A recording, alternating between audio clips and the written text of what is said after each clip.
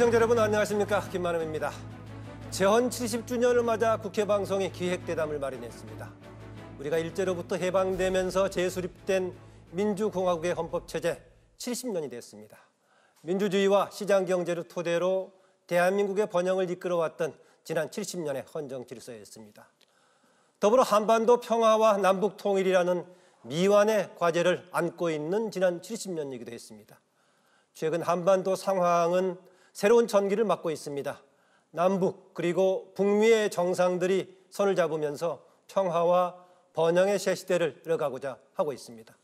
한반도 평화를 향해 가는 대장정에 우리에게 주어진 과제는 무엇인지 함께 고민하고 지혜를 모으는 시간을 마련했습니다. 네, 오늘 그 첫 회입니다. 앞으로 1시간 동안 한반도 평화 시대 어떻게 이뤄갈 것인지 심도 있게 논의해 보겠습니다.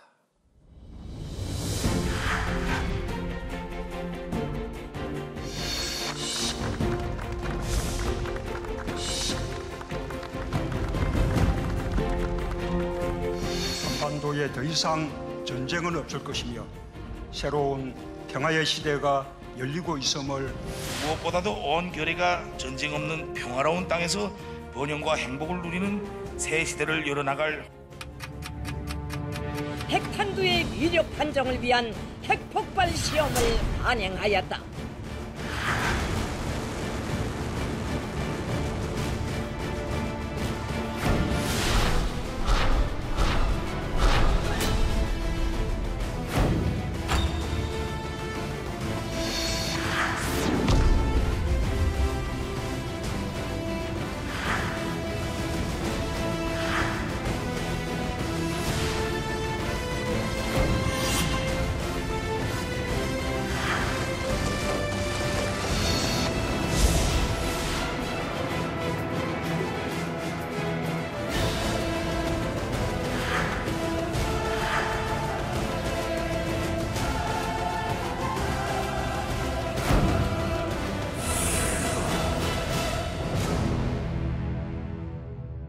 두 분 전직 국회의장님 자리해 주셨는데요. 소개해드리겠습니다. 16대 국회 후반기 의장이셨죠. 박관영 전 국회의장 나오셨습니다. 어서 오십시오. 네, 안녕하십니까. 네, 17대 국회 후반기 또 의장을 지내신 임채정 전 국회의장 나오셨습니다. 어서 오십시오. 네, 반갑습니다. 네, 두 분 의장님께서는 뭐 이런저런 기회에 국회도 들리셨을 수도 있겠습니다만은 국회 방송을 통해서 공식적으로 이렇게 인사하시는 건 오랜만이실 것 같은데 예. 그동안의 근황을 좀 시청자들께 좀 얘기해 주실까요? 예, 그 평생을 정치한다고 뛰어다녔으니까 예. 가만히 집에 있기가 좀 어렵습니다. 아, 네. 그래서 뭐 연구소 하나를 운영하고 대학에 가서 강의도 하고 분주하게 지나고 있습니다. 아, 연구소도 하시면 대학에서 강의도 하시고요. 예, 예. 임시정 의장께서는요? 저는 좀 더 유유자적하게 살고 있습니다. 유유자적. 예. 예. 친구들 만나고 그동안 못 만났던 사람들도 더 자주 만나고 예. 그리고 뭐 텔레비전이나 신문 열심히 보고 그렇게 열심히 지나고 보고요. 있습니다. 예. 열심히 보시면 요새 어떻게 지내는지 잘 알고 계시겠네요. 예, 한반도 평화 시대를 주제로 이렇게 대담을 마련했는데요. 평화를 원하는 국민적 기대, 그 어느 때보다 높고 또 한반도 평화와 또 공동 번영, 이것은 정말 새로운 시대 정신이 됐습니다.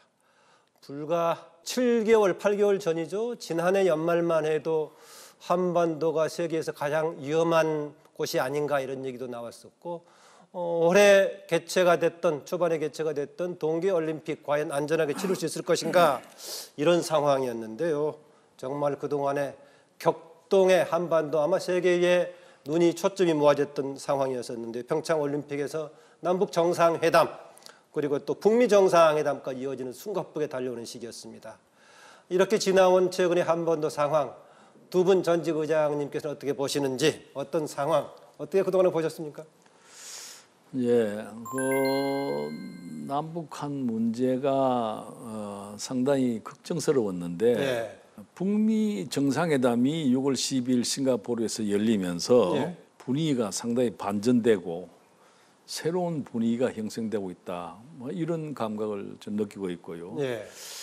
그러다 보니까 자연적으로 남북 간에 네. 뭔가 새로운 대화가 물꼬가 터지지 않겠느냐 라는 그런 기대를 잘 가지고 있습니다. 특히 이제 6월 12일에 싱가포르 북미 정상회담에 굉장히 의미를 두고 계시군요. 예. 1년의 과정 우리 임채정 전 의장님께서는 어떻게 보시는지. 예, 이 박관영 의장님 말씀과 뭐 비슷한 연장선상이 있습니다만은 한반도의 그 운명이랄까 그동안 역사를 생각해 보면 참 기구한 역사였지 않습니까? 특히 해방 이후 6.25 전쟁 종전 이후 정전 이후죠. 정확히 말하면은 그동안 우리가 겪어온 남북 관계 또 그 분단 현실 이런 것은 정말 그 비참한 것이었습니다. 실제로 우선 북진 통일에서부터 무슨 멸공 통일, 자체 붕괴론, 또 무슨 불관여입니까 비간섭입니까 뭐 이런 주장, 거기다가 경제 제재, 그리고 심지어는 이제 근래에 와서는 북의 핵무기 완성과 핵전쟁 위협에 이르기까지 그랬죠. 우리 한국이 겪은 그동안의 과정은 비참한 것이고 따져보면은 정말 견딜 수 없는 그런 과정이었습니다. 그런 그 견딜 수 없었던 역사적 과정이 이제 어찌 보면 마지막 단계에 들어서서 평화와 평화 체제 또 비핵화 이쪽으로 가는 것이 아니냐 그런 생각 때문에 참 여러 가지 감회가 있고 그런 이 상황이 그대로 유지되고 발전되어서 성공되기를 바라는 마음이 간절합니다. 1년의 역사적인 과정에 대한 소식까지 느끼시면서 최근에 뭔가 새로운 국면을 가고 있다 이렇게 하셨는데 박관영 의장님께서도 그동안에 국회에서도 대북 문제를 많이 다루시게 했었는데 조금 뭐 소감이 좀 남다른 부분도 있겠습니다. 그 남북 간의 대화가 상당히 이제 굴곡을 이루어 왔습니다. 그동안에 대화가 잘 될 때가 있고 또는 냉정적 분위기로 돌아갈 때가 있고 이런 곡절을 겪었는데 북미 정상회담 이후에 우리가 부족한 것들이 많죠. 제일 첫 번째 북한이 비핵화라는 게 단정적으로 얘기가 안 나왔단 말이죠. 그러니까 미국과 우리 한국은 다시 대화가 필요하고 그 외에 상당히 달라진 국제적 상황들을 비춰보면은 이제는 남북 간의 대화가 좀 더 진지하게 진전될 시기가 왔다. 왜냐하면 지난번 남북 정상회담에서 상당히 국민들이 보기에는 좀 부족하다. 이런 생각을 많이 갖고 있습니다. 그러니까 미국이 중간에 들어서서 북한과 대화를 하고 남한과 대화하는 과정에서 상당한 공통점을 발견할 수 있는 시점이 왔다. 그런 의미에서 우리는 대북 대화를 재개할 때가 되었다. 저는 그렇게 판단하고 있죠. 박관영 의장님께서는 그 남북 정상회담의 미진한 부분을 북미 정상회담을 통해서 확인해 줬다는 점에서 굉장히 중요한 의미를 두고 있군요. 제가 앞에서 머릿말을 얘기할 때 평화를 향한 또 평화와 공동 번영을 향한 국민들의 여망이 어느 때보다 높다 이렇게 얘기했었는데요. 우리가 국민들의 열망, 민심을 이야기할 때 대개 뭐 두세 가지 방법이 있지 않습니까? 주변 사람들 얘기를 듣는 것도 있고 여론조사도 있고 또 그중에 가장 큰 것 중에 하나가 아무래도 선거에서 민심을 확인하는 건데요. 마침 이번 6월 달에 6.13 지방선거가 있었단 말이죠. 대체로 선거 이후에 보수 야당의 패배를 두고 이 평화시대에 따른 뭔가 부조화, 부적응이 논란이 됐지 않느냐. 여기에 대한 국민들의 평화 공존을 열명하는 분위기에 호응하지 못했지 않느냐 이런 진단들도 상당히 있었는데 이런 진단들 그동안의 보수 야당의 최근에 한반도 문제에 대한 대응에 대해서는 어떻게 보셨습니까? 이번 선거 결과를 가지고는 여러 가지로 분석할 수가 있는데요. 대체로 얘기하는 이른바 보수 진영의 실패, 저는 그렇게 보지는 않습니다. 역시 뭐 보수 세력은 그대로 나는 건재한다고 봅니다. 다만 야당이 야당 역할을 제 못했다는 것이 보수 세력을 대변하는 야당. 야당이 제 역할을 못했다는 것이고 둘째는 그동안에 이 신정부 같은 문 정권이 들어서서 추진하고 있는 여러 가지 재정책들에 대해서 국민들이 상당히 호응하는 바가 컸다는 겁니다. 나는 그 문제를 좀 다른 측면에서 얘기할 수가 있는데 특히 남북 문제의 대화라는 것이 상당히 국민들에게 아주 긍정적으로 받아들여지고 있는데 남북 문제에 관한 평가는 좀 더 시간이 흘러야 한다. 아직 그지는 성급하다.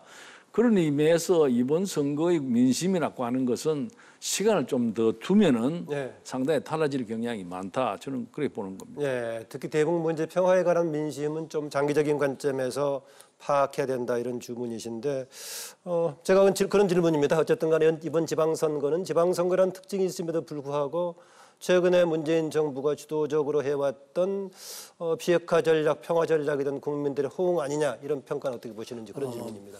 그 문제를 별도로 세 분에서 여론조사를 한 지표는 아직 별로 이렇게 정확히 나와 있는 것은 못 봤습니다만은 전체적인 그 여론조사들을 보면은 남북 문제가 상당히 영향을 미쳤다고 나와 있습니다.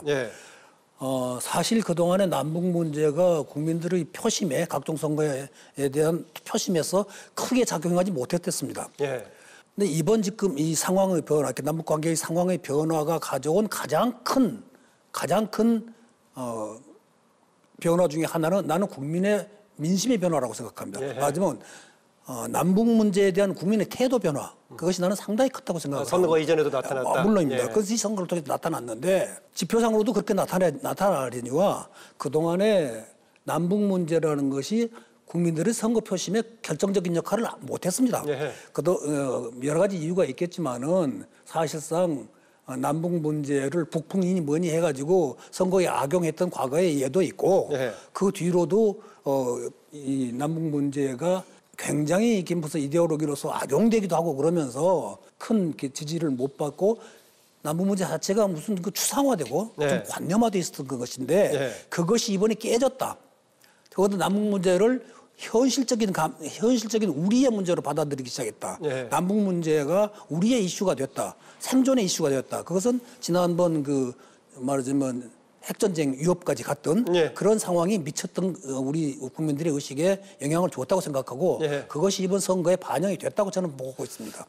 그동안의 대북 문제, 남북 문제는 그렇게 선거에 큰 영향을 미치지 않았던 것 같다. 그런데 이번에는 지난해 연말에 핵위기 논란까지 오면서 국민들이 현장감 있는 그런가 뭔가 변수를 느끼게 되면 선거에도 반영됐다라고 보시는 거군요. 그렇습니다. 아까 박건영 의장님께서는 그 보수 세력에 대한 대응보다도 보수 세력을 대변한다는 야당의 대응 전략에 문제가 있었다고 보시는데 어떤 점에서 그런 점을 좀 느끼셨습니까?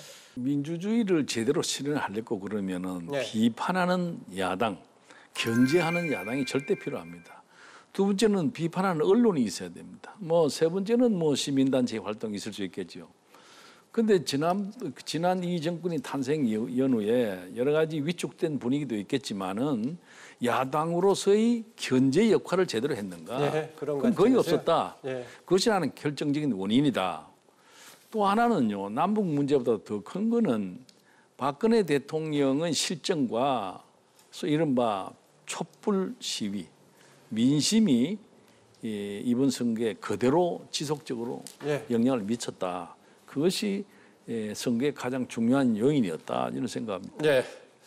아까 말씀하신 6월 12일에 싱가포르에서 있었던 북미 정상회담부터 좀 보겠습니다. 회담에 대한 다양한 평가가 있을 수 있지만 어쨌든 간에 70년 동안의 그동안의 적대적인 관계였던 미국과 북한이 마주했다는 그 자체, 성조기하고 북한의 인공기가 나란히 걸렸죠. 기억이 나실 겁니다만은 6개씩 해가지고 합해놓으니까 12개가 됐죠. 그래서 어떤 분들은 6월 12일을 상징하는 것 아니었느냐 이런 해석까지 했었는데 어쨌든 간에 트럼프 대통령하고 김정은 위원장 악수하는 장면이 아마 올해 연말에 가면은 세계에 몇 개 꼽히는 장면 하나로 나올 법도 한데 다시 한번 그 장면을 또 평가해 주신다면. 사실 정말 우리가 보기 드문 현상을 보게 된 겁니다. 미국 대통령이 북한의 국무위원과 단둘이서 제3의 나라에 가서 정상회담을 한다. 상상을 못했던 일입니다. 전 세계의 이목이 집중을 받았습니다. 또 하나는 북한이 핵 협상을 두고 회담을 했다는 것도 최초의 일입니다. 어떻게 이런 현상이 일어났을까? 미국으로서는 가장 중요한 현안 문제이겠습니다만은 저는 트럼프 대통령이 아주 특이한 성격 바람에 이루어진 거 아니겠는가. 그러나 이것은 김정은이라는 사람 입장에서 볼 때는 굉장한 혜택이었고 전 세계 화제가 됐다는 것이 대단히 중요한 문제라고 생각됩니다. 근데 두 그 정상회담에서 북한의 핵 폐기 문제가 본격적으로 나오지 않았다는 점에 대해서는 이외입니다. 그러나 두 사람이 합의 내용 과정에서 앞으로 북핵을 끌고 나가야 된다는데 막 의견을 나누는 것으로 보여진다마는 저는 더 중요한 것은 진정 두 사람이 북한 핵 문제를 논의 안 했을 리가 없을 텐데 그 진실된 내용이 과연 뭔지에 대해서는 저는 상당히 궁금합니다. 그러나 만났다는 사실, 핵 문제가 논의됐다는 사실 자체는 상당한 진전이라고 보는 거죠.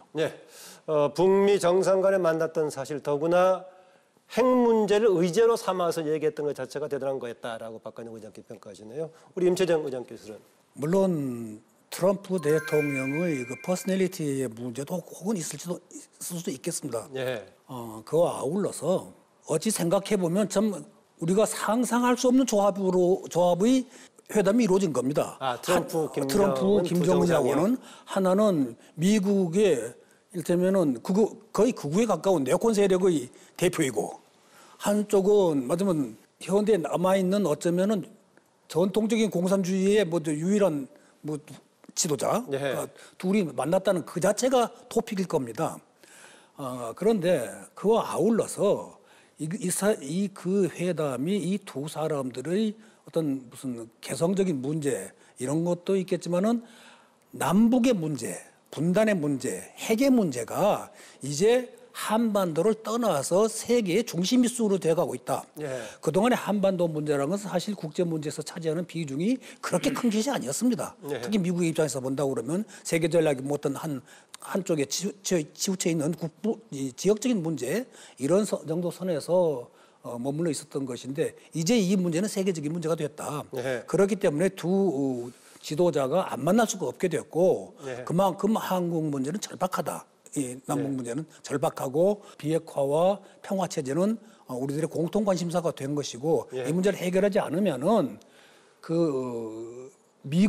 작은 북한은 물론이거니와 미국조차도 편치 않은 상황이 된 것이다. 이렇게 보고 한반도 문제가 급부상한 것이 어떤 면에서는 한반도 문제 해결에 있어서 긍정적인 요소로 작용할 수도 있겠다. 이런 생각을 하고 있습니다. 그러니까 지금 한반도 문제 평화적 방향으로 해결하는 것이 세계사적으로 당위적으로 해결될 과제로 부상이 됐다. 이렇게 보고 계시군요. 한때는 그 트럼프 미국 대통령의 스타일로 봤을 때 일거에 한번 모든 걸 걸고 모험을 걸지 않겠냐 이런 얘기가 나왔는데 현실적으로 진행되는 과정을 보면은 역시 어려운 과제들이 상당히 험난하기도 합니다. 최근에 북미 간의 여러 가지 진행되는 과정을 보면은 서로 밀고 땡긴 우리 세속적인 말로 밀당이 한참 나오고 있는 것 같기도 하고 문재인 대통령은 최근에 순탄치 않은 부분이 있지만은 이미 북미 양측이 일정 궤도에 올랐었다. 궤도에 올랐었다는 것은 이탈하기가 어렵다는 얘기겠죠. 박관영 의장님께 최근에 진행되는 상황 어쨌든 간에 어떻게 보십니까? 싱가포르 회담 전에 이미 남북 간의 정상들이 만났지 않습니까? 많은 것이 논의되었을 거리라고 믿습니다. 지금 우리 국민들이 생각하는 것은 과연 문 대통령이 비핵화를 전제로 하고 남북 간의 통일을 향해서 우리 국민이 원하는 방향으로 과연 대화를 하고 있는 것인가에 대해서 많은 우려와 걱정 또 궁금해합니다. 이거. 물론 바뀔 수 없는 부분도 있을런지는 모르겠습니다만은 국민의 의문을 좀 풀어가면서 이 얘기를 좀 해야 되지 않겠느냐 이런 생각을 갖고 있고요. 지금 남북한과 관련해서 문 대통령이 취임 이후에 헌법 개정 문제를 비롯해서 남북한 관계 개선을 위해서 상당히 노력하고 있다고 하는 흔적을 볼 수가 있습니다. 특히 그중에서 헌법 개정안 내용에 보면은 연방제로 가겠다고 하는 의지가 분명히 보이고 있습니다. 이런 것에 대한 국민적 여러 가지 의문에 대해서 나는 대통령 답이 좀 있어야 되지 않겠느냐 이렇게 생각합니다. 주문까지 하셨네요. 최근 북핵 관련 한반도 평화 관련 진행되는 상황에 대한 어떻게 보고 계시느냐 한 얘기입니다. 북핵을 풀어간다는 문제 자체가 국내적으로도 물론이고 세계적으로도 굉장히 어렵고 난해한 문제들의 결집된 상황입니다. 그러니까 이것은 국내의 문제만으로서 풀어서도 안 되고 또 미국의 문제 또는 국제관계 문제나 또 무슨 뭐 동북아의 문제로만 풀어서도 안 되는 매우 복합적인 문제입니다. 예. 그래서 이 문제를 쉽게 단기간에 해결할 수 있다고 생각한다는 것은 좀 무리일 것 같고, 무엇보다도 문 대통령이 지금까지의 그 방향과 그 태도가 예. 매우 옳았다고 생각을 하고 있고, 예. 그래서 거기에 대한 지지가 또 그 지원이 무엇보다도 필요한 단계라고 저는 보고 있습니다. 예. 그 뭐 미진한 부분을 좀 말씀하시는 것 같은데. 남북한 대화 문제는 대단히 신중하고 조심해야 됩니다. 왜냐하면 각기 추구하는 방향이 다르기 때문에 국민들은 남북한의 대화 그러면은요, 일단 쫑긋해집니다. 귀가. 과연 어떤 얘기를 할 것이냐. 정권마다 또 다를 수가 있습니다. 대단히 예민하기 때문에 네. 요즘 언론이 태도를 보면 굉장히 조심성 있게 아마 봅니다.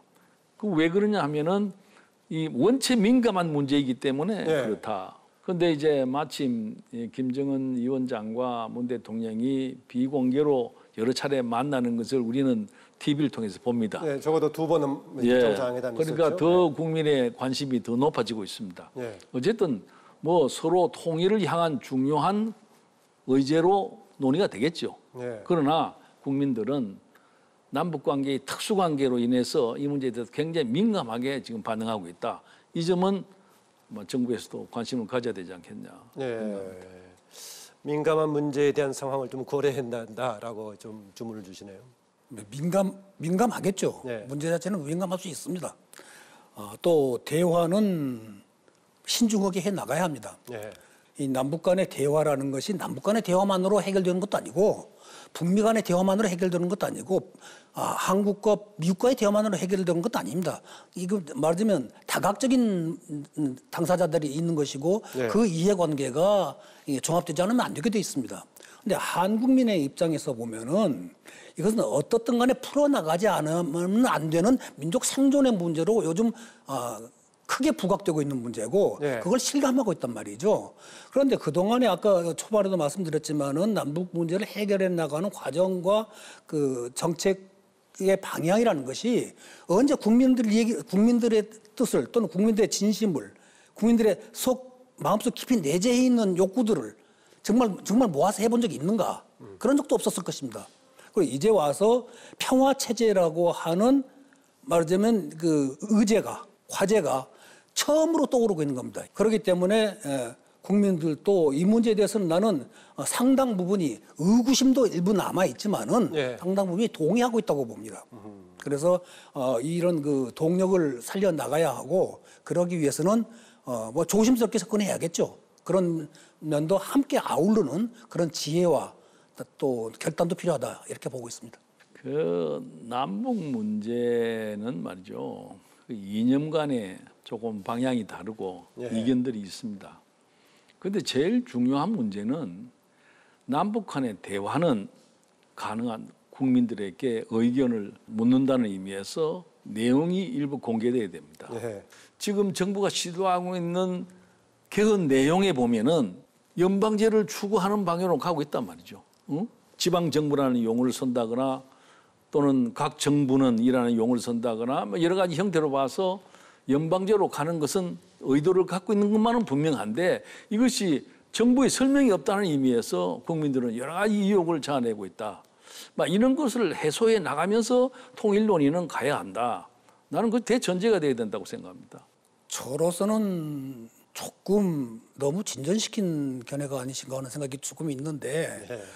문 대통령이 연방정부적 성격을 얘기하는 것은 지방자치제를 강조해서 얘기를 하는 것이고, 지방 분권을 강조해서 그것들을 정치의 주체로서 내세우는 그런 과정을 강조하는 얘기지, 북한을 상정해서 연방제를 얘기하고 있다라고 저는 생각은 안 하고 있습니다. 또 그런 생각은 못 해봤고요. 예. 또 지금 현재 우리 단계가 과연 북한과 연방까지 나가야 할 단계인가? 지금 종전선언도 안 돼 있는 상황에서 네. 북한과 연방제까지 간다라는 것은 우리가 조금 너무 깊이 쳐다보고 있는 것이 아닌가, 이런 생각이 들어서 그 부분에 대해서는 조금 저는 회의적입니다. 제가 이 얘기하는 거는 정부, 다시 말하면 청와대 국민자문위원회에서 만든 헌법 개정안이 예, 국회에 국회에 보냈거든요. 제출했습니다. 예. 그 개헌한 내용을 제가 소상히 읽어봤는데 거기에 지방정부란 용어가 나옵니다. 대한민국의 지방자치단체는 있지만 지방정부는 없죠. 그리고 각기정부는이라는 용어가 나옵니다. 그것은 연방제를 전제하지 아니하고 지방정부란 용어는 쓸 수가 없지요. 그리고 여러 군데에서 연방제가 논의되고 있다라는 사실은 이게 부정하기 어려운 상황입니다, 지금. 예. 그래서 뭐 이명도 뭐 감각이 저보다 더 예민한 분이니까 잘 아시라고 믿습니다만은 어쨌든 국민들이 이 헌법 개정, 특히 남북 간의 대화, 또 연방제 이 문제가 굉장하게 지금 민감하게 대두되어 있다는 사실은 우리가 부정하기 어렵지 않겠냐. 글쎄요. 연방제라는 지방정부라는 말이 어떻게 해서 그렇게 전화됐는지는 모르겠는데 그런 식으로까지 이렇게 전화가 아니라 비화가 됐다고 봐야겠는데 이렇게 된지 모르는데 제가 아는 한 문 대통령이 말하는 지방정부는 미국이 흔히 지방정부라고 하지 않습니까? 그러니까 우리는 그것을 갖다가 단체라고 지방자치단체라고 얘기를 해왔던 것인데 그 지방자치단체의 권한을 상당 부분 중앙정부적 권한까지도 이양해준다, 이양받는다. 예. 이런 관점에서 그것이 지방정부라는 용어로 나타나는 것이지 예. 그것이 북한을 상정하고 했다고 말했다고 하기에는 조금 예. 빠르다고 봅니다. 왜냐하면은 알겠습니다. 여기는 두 분의 견해 차이를 그대로 남겨놓고요. 낮은 단계 연방제라고 하는 것을 어떤 제도로서 보는 것이 아니고 나는 상황으로서 봅니다. 이를테면 남북이 교류 협력을 강화하고 이거 자체가 하나의 연방제적 낮은 단계의 연합적 성격을 갖는 거란 말이죠. 네. 그래서 그런 쪽에서 보지 그것이 무슨 정치적 제도로서 보기는 조금 빠르다. 저는 그렇게 생각합니다. 알겠습니다. 두 분의 지금 그 입장차가 이 부분은 상당히 좀 있어가지고 앞에는 거의 단답식으로 한 질문에 바로 지나갔는데 여러 번 오갔습니다. 뭐 견해차가 있다는 걸 남겨두고요. 다른 기회가 있으면 한번 서로 수렴해 볼 기회를 갖기로 하고요. 지금 얘기 나왔던 종전선언 관련 얘기를 좀 질문을 드리겠습니다. 종전선언 4.27 판문점 선언에서도 문재인 대통령과 양측이 올해 안에 종전선언을 하겠다라고 표명을 했었죠. 그 이후에 진행되는 과정에서 북측에서는 지금 정전 65주년이 되는 7월 27일 올해 그때 하자라는 제안도 있었고 하는데 우선 어떤 사람들은 이게 여러 가지 조건이 완성된 다음에 최종적으로 종전선언을 해야 되는 제일 마지막 해야 된다는 이런 얘기도 있고요. 다른 여러 가지를 헤쳐가기 위해서 먼저 일단 선언적인 수준의 종전선언을 하는 게 필요하다. 이른바 입구론이 되겠죠. 입구 추구 얘기하고 있는데 어느 방향이 바람직할까? 어느 게 또 현실적으로 가능할까? 어떻게 보시는지요? 북한이 먼저 종전선언 얘기를 꺼낸 것 같은데요. 네. 그것은 제가 보기로는 미군 철수 주장의 일환이다. 표현이 달랐을 뿐이지 저는 미군 철수를 요구하는 것이다. 미군이 한반도에 계속 전쟁 이후에 잔존하게 하는 이유는 바로 휴전입니다. 전쟁이 잠시 머무렀기 때문에 미군이 있는 겁니다. 만약에 종전선언을 한다면은 미군의 존재가 좀 희박해집니다. 존재 의미가. 이미 그 문 대통령의 특보인 문정인 씨가 뭐 미군 철수 얘기를 했죠.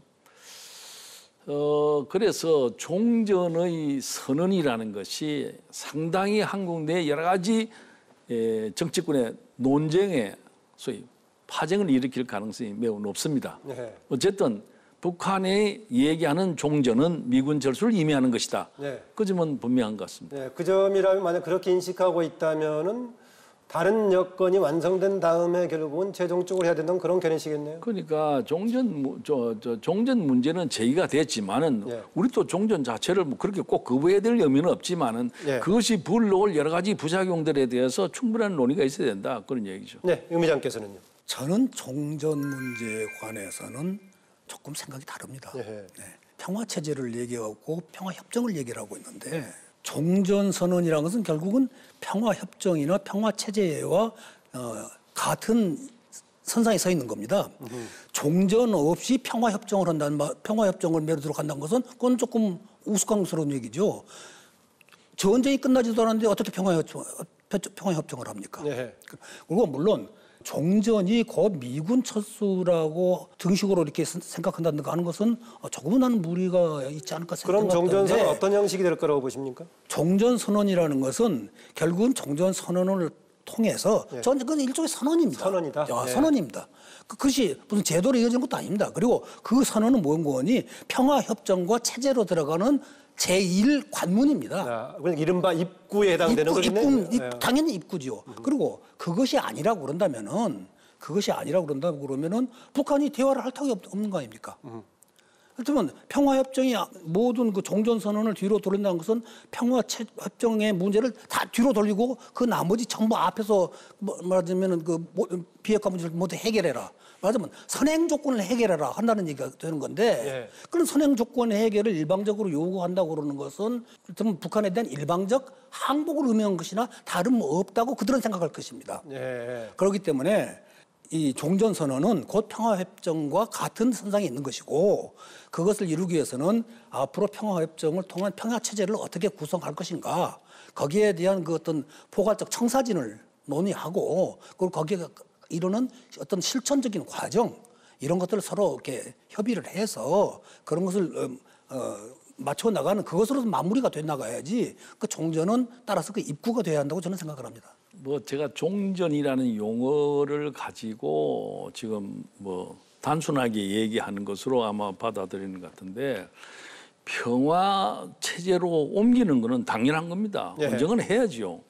근데 지금 그것을 논의하는 전제로서의 종전이 아니라 평화 체제보다는 종전을 계속해서 주장하는 의미는 미군 철수에 있다라고 제가 전제해서 얘기하는 것이고 그렇다고 해서 평화 체제가 논의될 수는 되지 못하는 건 아닙니다.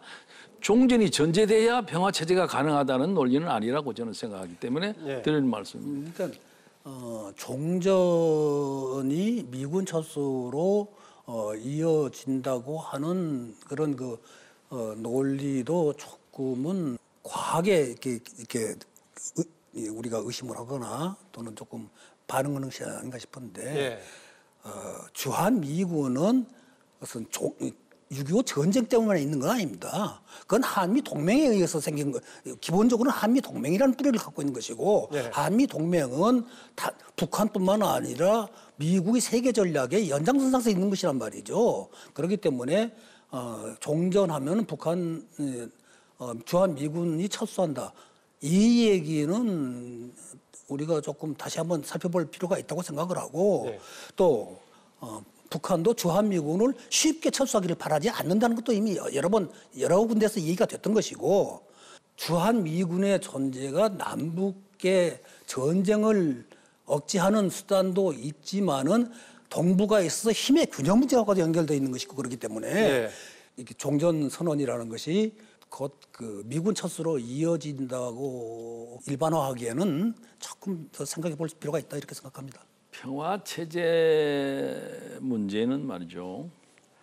미군의 존재와 관계없이 양국의 의지에 의해서 이루어질 수도 있습니다.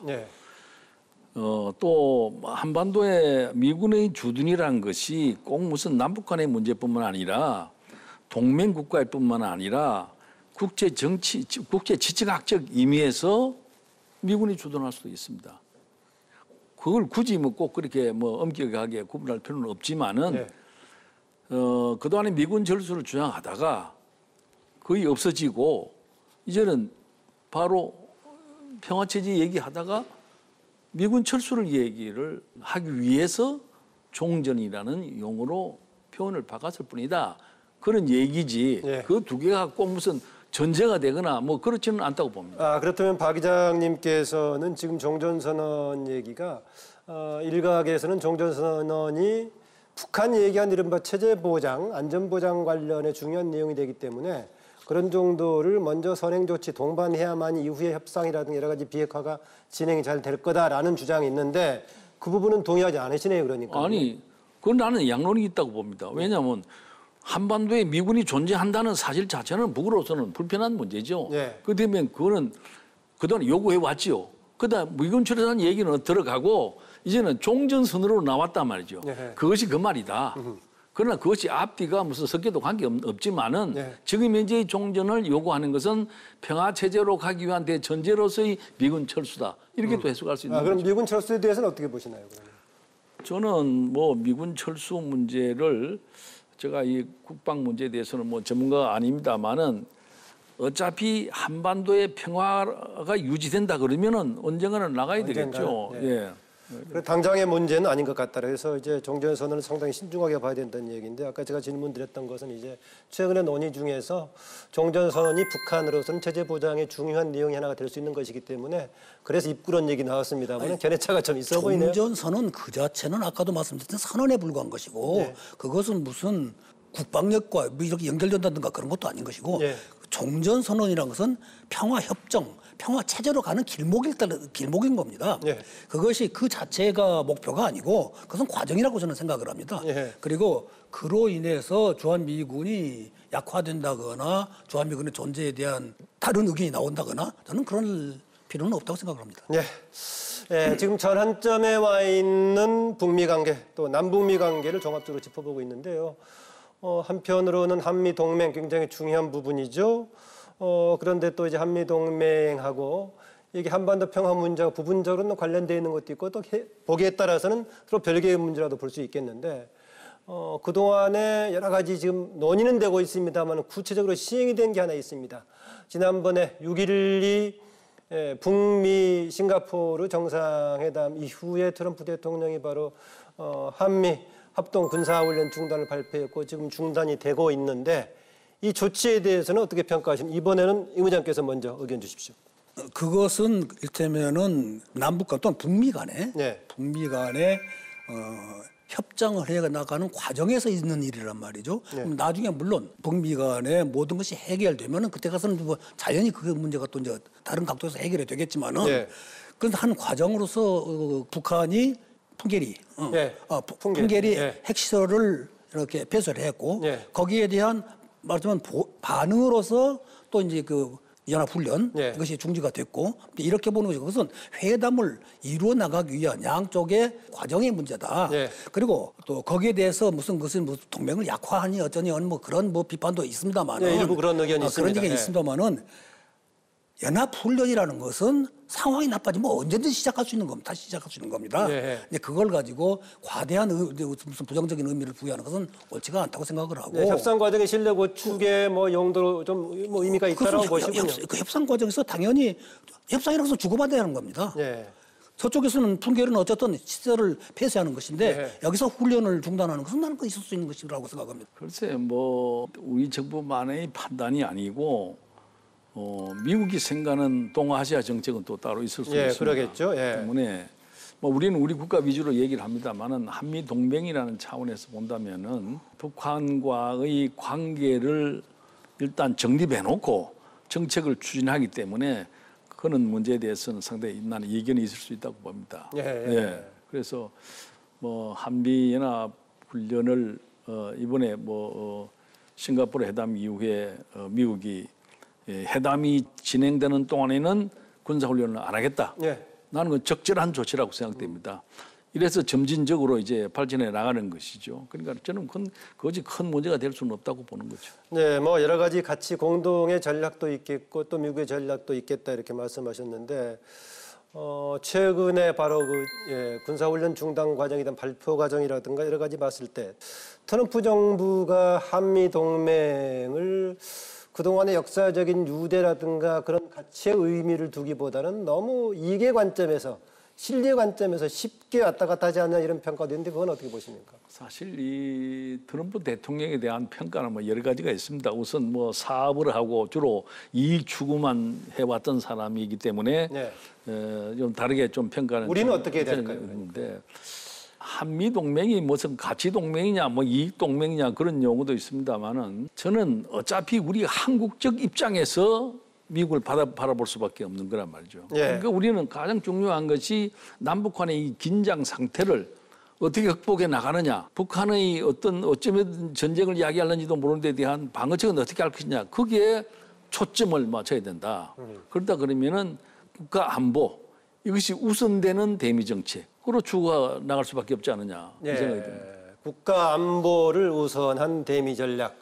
어쨌든 간에 미국의 어느 쪽의 전략인가 뭐 평가도 있겠지만은 어쨌든 우리의 입장에서 어떻게 할 것이냐 이게 과제인데 어떻게 보십니까? 복잡하고 미묘한 문제라고 생각합니다. 예. 물론 원론적으로 말한다고 그러면 우리의 자율 외교라든가 무슨 균형 외교라든가 여러 가지 우리가 택해야 할 길도 있는 것이고 예. 또 당위도 있습니다. 그러나 지금 현재 한국 현실로 본다고 그런다고 그러면은 특히 북미 관계의 문제를 해결하려고 그러면은 미국이라는 한쪽 당사자를 떼어놓고 갈 수는 없는 문제고 또 그렇다고 그런다면 뭐 동맹이라고 하는 관계가 갖는 여러 가지 함의들을 예. 생각하지 않을 수가 없지 않냐. 그래서 현실 외교에 있어서는 가치 동맹이다, 이익 동맹이다 한다는 그 개념 구분 자체가 그렇게 쉬운 것도 아니고 예. 가치 동맹이라는 것도 과연 한국 아마 이익 동맹이란 것은 너무 쉽게 저버릴 수도 있는 거 아니냐 이런 것 때문에 뭐 그런 일은 모르겠습니다만은 그럼 한국의 가치 동맹이라는 것이 과연 본래적인 의미의 가치 동맹에 맞는 것이냐 뭐 또 이런 것도 생각해 볼 수 있는 것이고 여러 가지가 네. 있는데 이것은 적어도 지금 한미 간의 외교 문제는 현실적으로 대응하는 것이 제일 좋겠다. 미국의 입장을 우리가 이렇게 생각해가면서 네. 거기서 접근하는 수밖에 없지 않느냐. 그것이 현실이야 하느냐 이런 생각을 합니다. 물론 그것이 전부라고 보지는 않습니다. 네. 그동안에 보면은 핵 문제를 비롯한 세계적인 국제적인 이슈하고 남북 교류하고는 되게 두 차원으로 구분돼서 이른바 투트랙으로 되게 해왔단 말이죠. 그런데 최근에 와서는 비핵화 문제가 같이 결합이 되면서 같이 종합적인 문제가 됐었죠. 아까 임 의장께서 처음에 이제 세계사적인 과제가 됐다고 말씀하셨는데, 그럼에도 불구하고 어쨌든 간에 올해 들어와서 더구나 남북 정상회담 이후에 약속한 대로 남북 간의 교류는 상당히 지금 활발하게 진행이 되고 있습니다. 작은 서로 간 일정 약속 같은 경우에 어긋나는 적이 한두 번 있긴 했습니다만은 상당히 조속하게 진행이 되고 있습니다. 지난 7월 4일에는 7.4 남북 공동 성명을 기념해서 통일 농구 경기도 같이 열렸고요. 이후에 지금 다음 달 20일에서 26일 날 금강산에서 이산가족 상봉 예정돼 있고 지금 동해선 그 경의선 끊기 철도하고 또 뭔가 또 문제 있는 것 같이 개선해 보자는 이런 것도 지금 프로젝트 수준에서 추진이 되고 있는 것 같습니다. 최근에 우리 남북 간에 진행되는 교류 보면서 어떻습니까? 어차피 남북 간에는 그런 위기 상황 또는 어려운 상황에도 불구하고 저는 대화를 늘 계속해야 된다고 늘 주장해온 사람입니다. 네. 제가 남북 국회담을 하면서도 그 얘기를 많이 주장했는데 북한의 입장에서는 안보 문제와 모든 문제를 직결시키는데 문제가 있습니다. 만나보면은 상당히 불안감을 느끼고 있단 말이죠. 왜냐하면 주한미군이 있고 한미동맹이 있고 이런 데 대한 소위 안보적 위협을 많이 느끼고 있습니다. 북측에서요? 예. 그래서 저는 내 생각으로는 문 대통령과 김정은 위원장과의 대화 속에서 안보 문제에 대해서 뭐 충분히 논의가 되어 있으라고 믿습니다만은 가능한 남북 간의 대화를 어느 한계선을 그어놓고 대화를 계속해서 진행시킬 필요가 있다. 그런 생각인데 뭐 문제는 이제 북한이 어떻게 이제 호응해 주느냐는 문제인데 저는 문 대통령이 남북 간의 대화를 지속해야 되겠다고 하는 생각을 갖고 있는 것 같습니다. 그런데 그 대화를 통해서 하나하나 얻어나가려고 해야지 그 대화를 통해서 전혀 예상하지 못한 통일 문제라든지 또는 뭐 군사적인 문제라든지 이런 정치적인 문제까지를 확대해 나간다면은 문제는 한미 간의 관계 문제뿐만 아니라 국민들의 여론 문제라든지 상당히 위험이 있을 가능성이 있습니다. 그래서 단계적으로 접근해 나가는 것을 국민에게 동의를 얻어가면서 대화는 계속해 가야 된다. 아까 국회 교류 말씀하셨는데 그 경험 속에서 뭔가 상당히 유용한 툴이다라는 느낌은 안 받으셨습니까? 물론이죠. 우리가 이 여러 가지 미국과 이 지금 싱가포르 회담에서 나왔던 여러 가지 얘기들이 있는데 그런 걸 소위 감안하지 않더라도 북한과의 대화는 끊지 말고 계속 지속적으로 가야 된다. 문제는 그 한계를 적당하게 정해놓고 가야 된다. 그런 의미에서는 문 대통령이 상당히 단계적인 접근을 하고 있는 거 아닌가 생각되고 있습니다. 국제적인 지금 북한의 비핵화 공통의 목표 속에서 또 진행되고 있는 또 우리 남북 간의 교류 어떤 방식으로 추진하는 게 바람직할까? 비교적 지금 순조롭게 잘 진행이 되고 있습니다만은. 근데 지금 순조롭게 잘 진행이 되고 있습니다만은 그것은 지금 말하자면 계획 프로그램상으로 잘 진행이 되고 있고 대화는 물론 여러 가지 채널로 하려고 노력을 하고 있고 남북 교류도 초기적으로나마 이렇게 시작이 되고 있습니다만 직접적인 것은 아마 농구 경기 정도였고 나머지 그렇죠. 계획이죠. 계획이죠. 그러니까는 일종의 도상연습 비슷한 지금 상황으로 가고 있는데 예. 거기에는 그 가장 큰 이유는 물론 미국의 이 경제 제재 문제가 가장 큰 걸림돌입니다. 네, 구체화 단계 가면 그런 문제가 되겠죠. 그게 가장 큰 문제가 되겠죠. 그럼에도 불구하고 적어도 우리의 의지로 본다 그런다면은 남북의 교류 협력 이런 것이 그냥 교류 협력이 아니고 그것이야말로 평화 체제의 내용 중에 하나다. 이렇게 봅니다. 그리고 네. 그것이 또 안보가 될 것입니다. 왜냐하면은 남북이 경제나 이제 정치 군사적인 부분 말고 사회경제적 쪽으로 이렇게 교류가 강화되고 네. 양쪽의 활동이 빈번해지면은 그 자체가 왜 다른 세력, 뭐 미국이나 어디 다른 일본이나 다른 데서 올 때라도 그것이 그냥 만만하게 네. 우리가 그쪽에서 함부로 취급할 수 없는 한국 전체의 문제가 될 수가 있는 것이고 한국 전체 상황이 될 수가 있는 것이기 때문에 조금 더 중국도 마찬가지지만 예. 태도를 결정하고 정책을 결정하는데 좀 더 평화적인 방법을 모색을 안 할 수가 없는 것이고 예. 북쪽도 그렇게 됐을 때 비로소 그들이 항상 걱정하는 북의 어떤 군사적 압력 그것으로부터 조금은 더 자유로워지는 그런 상황이 연출될 수 있다고 볼 수밖에 없는 겁니다. 예. 서로 간에 이렇게 교류 협력을 하고 함께 살아가게 되면은 예. 그렇기 때문에 어떤 경우라도 남북 교류 협력은 강화돼야 하고 보다 활성화돼야 하고 그리고 그 자체가 평화 체계의 완성으로 가는 중요한 항목이다. 저는 그렇게 보고 있습니다. 현실적인 문제를 가지고 얘기를 하면은 예. 남북 간의 대화 자체를 부정하거나 그것이 의미가 없다고 생각하는 사람은 아무도 없을 것입니다. 예. 문제는 동계올림픽이 진행될 때 북한에서 이제 김여정이와 김영남이가 왔을 때 문 대통령이 만나는 과정에서 굉장히 우리는 참 바람직스러운 것이라고 봤지만은 상당히 그 의문을 많이 제기하게 한단 말이죠. 신영복 선생의 그림 앞에서 사람을 만난다거나 신영복 선생의 사상을 존경한다거나 이래 가지고 굉장히 문제를 일으켰단 말이죠. 그러니까 남북 대화는 우리가 아주 장려할 문제고 꼭 있어야 될 필수적인 과정이지만은 순수하지 못한 의도가 포함되지는 않았을까라는 국민의 우려는 불식식이 나가면서 가야 된다. 나는 아주 현실적 과제라고 생각합니다. 예, 내부 현실적인 과제 말씀하셨는데 바로 이제 내부적인 그런 과제이기도 합니다.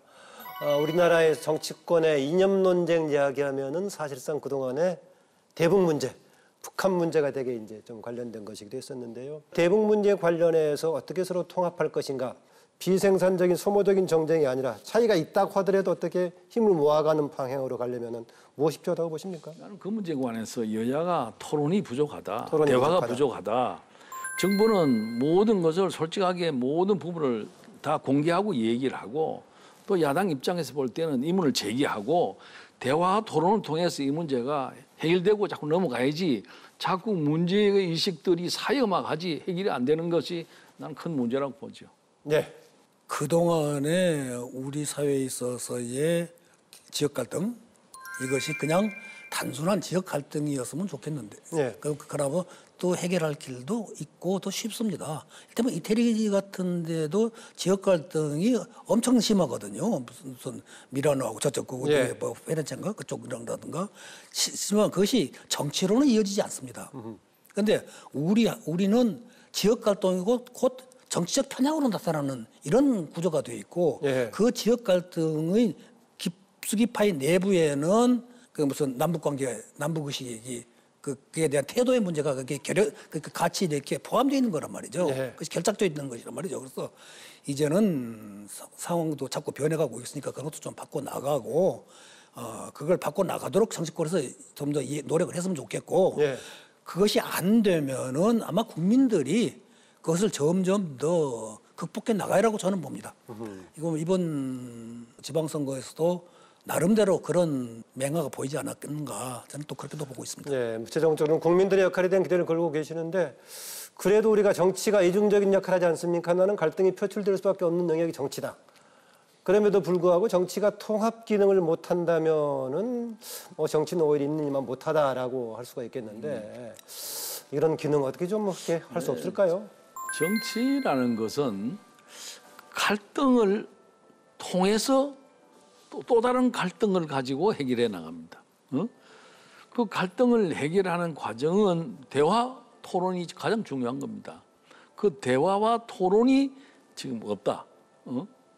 일방적인 발표만 있지. 다시 말하면 남북 간의 소위 회담을 하고 날 연후에 과연 야당과 얼마나 많은 대화를 했을 것인가. 그건 좀 우리가 논의를 해봐야 될 문제다 생각됩니다. 네, 야당과의 대화 계속 주문을 하고 계세요. 대단히 중요하죠. 문희상 의장도 취임사를 얘기를 하면서 정치는 국회가 하는 것이다. 맞으면 그런 취지의 발언을 했거든요. 그건 맞는 얘기죠. 옳은 말이죠. 정치를 국회가 한다는 말은 그 대화라는 얘기고 서로 협치하라는 얘기가 되기도 하는 겁니다. 그런데 당연한 얘기죠. 그게 뭐 원론적으로 말하면 하늘을 보고 하늘이라고 하는 거가 뭐가 다르겠습니까? 다만 왜 그것이 이루어지지 않았느냐. 바로 그 점이죠. 이 부분에 대해서는 많은 부분 서로가 반성도 해야 하고 거기에 대한 어떤 각오도 좀 닦고 그래야 할 것이라고 봅니다. 그러니까 그런 문제들에 대해서도 허심탄회하게 좀 논의하는 상황이 되었으면 좋겠고 그런 노력을 해야 한다고 봅니다. 네, 지난번 판문점 선언에 대한 국회에서 결의를 통해서 지지해달라는 이런 과정에서 논란이 있기도 했었는데 아까 박관영 의장님 약간 말씀하시다가 말았던 후회 차원의 교류 역할 조금 어떻게 좀 전망을 보실 수 있겠습니까? 필요하다고 보시죠? 다방면적 접촉, 대화. 저는 거기 있어야 됐다고 봅니다. 이회 간에도 있어야 되고 또는 뭐 정치권에도 있어야 되고 다른 시민단체도 있어야 되고 자유로운 교류를 통해서 분위기를 조성해 나가는 거예요. 지금은 조금 그 여지가 좀 생겼지 않습니까? 예전은 어느 한쪽도 좀 어려웠었는데 뭐 상당히 그때마다 시류를 타고 탈 수 있다. 제가 국회 통일특별위원회 위원장 할 때는 굉장한 접촉이 있었어요. 저도 기억이 납니다. 예. 근데 그게 어느샌가 또 이제 경색화 돼버리고 있는데 좀 그걸 지속화할 필요가 있다. 그러면 지속화를 어떻게 할 것이냐? 북한의 지질 조사단도 보내고 평양 역사 고군 활군단도 보내고 다양하게 비정치적인 부분부터 나는 먼저 시작해야 된다. 이런 주장을 늘 해왔습니다만 어디 그것이 잘 안 되네요. 네, 다차원의 교류. 그럼 당연히 그렇게 돼야 합니다. 그것은 뭐 할 수 있는 모든 교류는 해야 한다고 생각을 합니다. 할 수 있는 것은 특히 뭐 정치 군사적으로 민감해서 어렵다면 모르지만은 그렇지 않은 한 모든 교류를 할 것이고 그 모든 교류를 통해서 조금씩 금단의 성이라고 할까?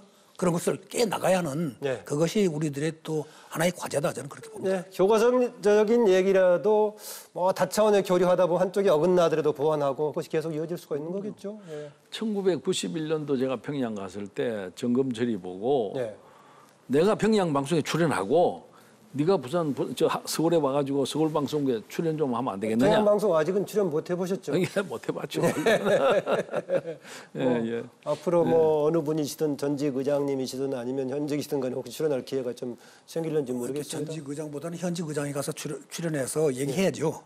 걸어가려고 오기를 바라고 또 어쩌면은 그런 상황이 생각보다는 빨리 올 수도 있지 않겠는가. 저는 또 그런 희망도 가져봅니다. 희망을 먼저 가졌던 문제는 분들. 이제 북한 핵 문제가 해결이 돼야만이 정치적 문제가 풀립니다. 그래서 북한 핵 문제가 어떤 형태로든지 정리해야 된다는 게. 네, 항상 뭐 이렇게 서로 간에 뭔가 쪼개져 있던 분열돼 있던 경우에 따른 대치돼 있던 세력 또는 나라들 간의 협력 또 통합이 있어서는 그런 과제가 됩니다. 비정치적인 분야를 통해서 기능적으로 엮어가는 방법이 있는가 하면은 중요한 요인은 또 해결해야 가능하다는 이런 상반된 과제가 있기 때문에 어떻게 조화롭게 할 것인가 그렇습니다.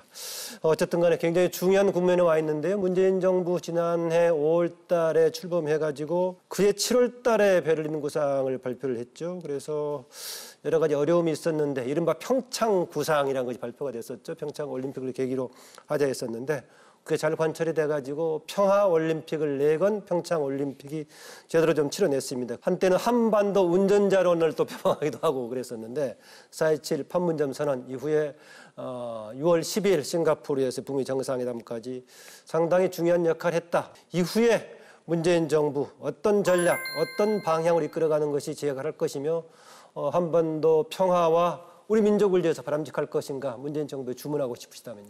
단순한 남북 간의 대화 자체도 물론 중요합니다만 그보다는 대화를 하기 전에 국민적 여론의 통합 저는 그것이 중요하다 이런 생각이 듭니다. 왜냐하면 대통령의 외교나 또는 남북 간의 대화의 힘은 국민적 지지가 가장 중요한 배경이고 힘이니까 그런 문제를 좀 관심을 가졌으면 좋겠다. 나는 그것이 결코 어려운 문제가 아니라고 생각됩니다. 네. 아까부터 그 박근영 전 의장께서 일관된 주장이시네요. 그 대북 문제라는 것이 한편으로는 굉장히 비밀스러운 내용도 있겠지만 그럼에도 불구하고 국민들에게 공감할 수 있도록 뭔가 공개해 주는 것이 굉장히 중요하다라고 보시네요. 네, 임수정 의장님. 말하자면 지혜와 용기를 함께 가져야 하는 상황이라고 용기를 가져가는데 한반도의 문제가 한반도 내부의 문제가 아니라 내부의 문제인 동시에 국제적인 문제인 것이기 때문에 이것을 풀어가는 과정도 그 양쪽일 수밖에 없는 것입니다.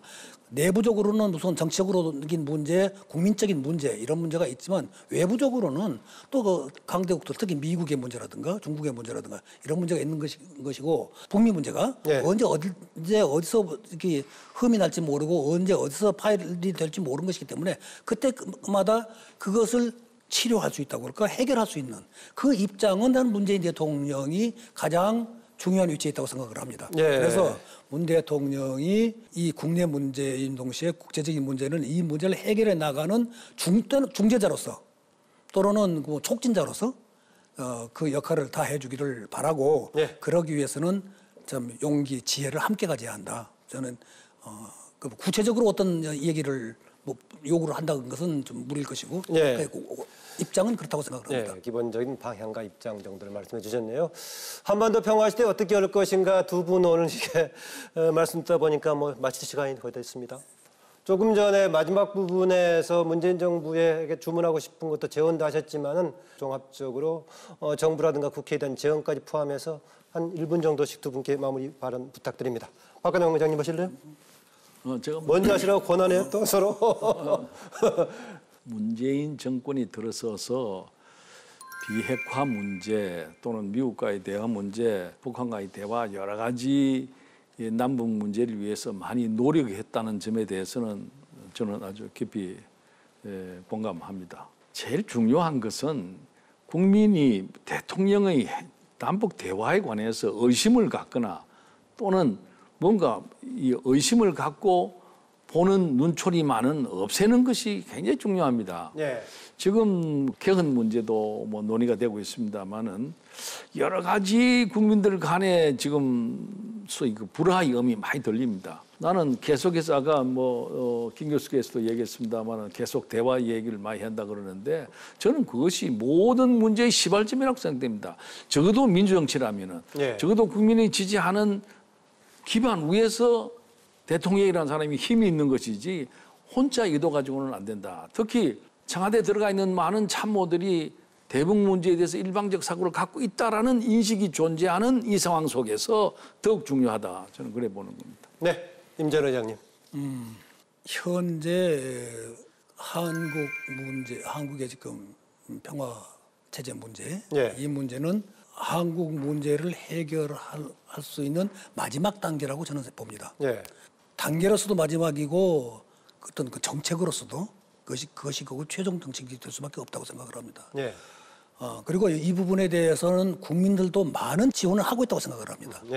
이 문제에 대해서 가능하다 그러면 모든 국민들이 합치가 돼서 지원해 준다면 제일 좋겠지만은 무엇보다도 이러한 지금 그 진행 방향에 대해서 불필요한 오해라든가 오해하지 않을 오해라든가 이런 것을 조금 피하는 방향으로 나갔으면 좋겠고 그런 것을 좀 억제할 수 있는 말하자면 국회의 결의 같은 거 이런 것이 구체적으로 가장 필요할 것입니다. 그리고 국민들을 설득하는 데 필요하다 그러면 또는 설득이 아니라 국민들과 토의하는 것이 필요하다면 해야죠. 그럼 하는 것도 또 여러 채널이 있죠. 그렇다고 해서 대통령이 무슨 전체하고 채널을 통화하지 않아도 대화하지 않아도 뭐 여러 가지 방법이 있는 것이니까 그러니까 대화를 중요하게 여기되 국민적인 지원이 필요하다. 이런 생각을 하고 있습니다. 오랜만에 지금 국회 방송에 오늘 두 분 나오셔서 한반도 평화의 오늘과 또 향후 과제들에 대해서 언론으로서의 고견 감사합니다. 오늘 그 재헌 70주년을 기념한 기획대담 첫 회였는데요. 전직 국회의장에게 듣는다 시간이었습니다. 한반도 평화 공존의 시대를 여는 해법에 관해서 심층적으로 진단해봤습니다. 평화로 가는 험난한 여정에는 정부와 정치권의 역할, 무엇보다 하나된 국민의힘이 중요하다는 점을 상기하게 됩니다. 오늘 고견 주신 두 분 국회의장님 감사드리고요. 함께해 주신 시청자 여러분 고맙습니다. 안녕히 계십시오.